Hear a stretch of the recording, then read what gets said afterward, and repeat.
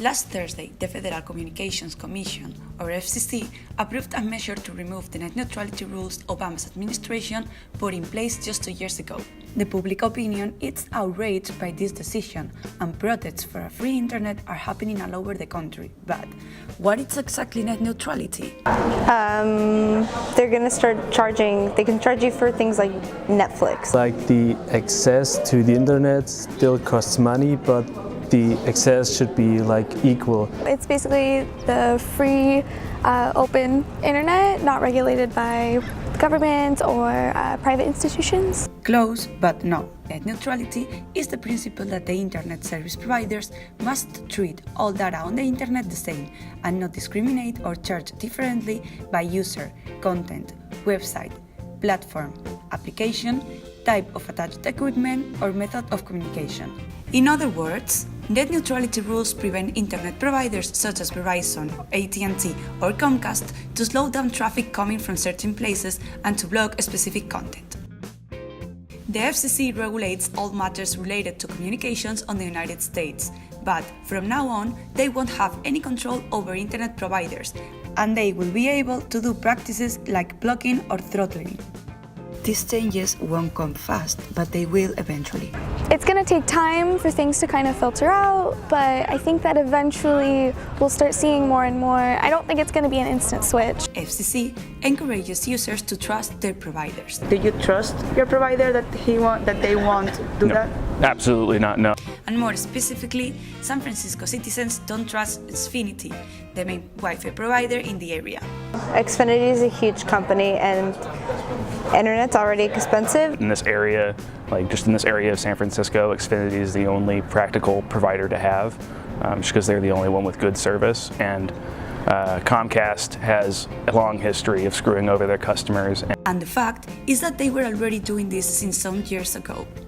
In 2012, AT&T blocked FaceTime usage. It was viable just for their shared data plans, and they kept doing it until the FCC intervened. More recently, in July 2017, Verizon clients complained about how some services, such as YouTube or Netflix, worked slower than usual, though Verizon commented that it was due to network testing and was not intentional.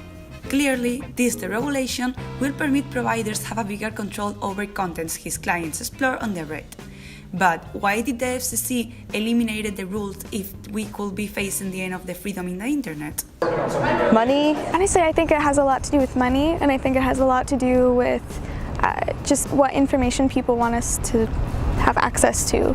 The corporations just have so much power over our government, a lot of lobbying. For those network providers to help them make more money. To make more money. You charge for use of certain apps or certain websites. I think that a lot of providers will take advantage of that. The main argument in favor of the regulation is creating a free market and offering more opportunities to the clients. But the fact is that from now on, providers can charge to access specific content. In addition, they can divide the internet in fast and slow lanes and choose the content which goes in each one of them. However, people want a free internet. Yeah. Why? Well, I am personally a fan of not having my internet throttled. I don't like being used as a capitalist farm for internet service providers. I think everyone should be treated equal, and even though you still pay money to have access to the internet, and then you should pay extra fees to get access to the apps, it's kind of unnecessary. And the fight is not over. Several organizations are already trying to get net neutrality back. Matt Wood, Free Press Communications Director, said that net neutrality is the non-discrimination law of the internet. The organization is filing a suit over the FCC to avoid the end of net neutrality. If you want to collaborate, just go to battleforthenet.com.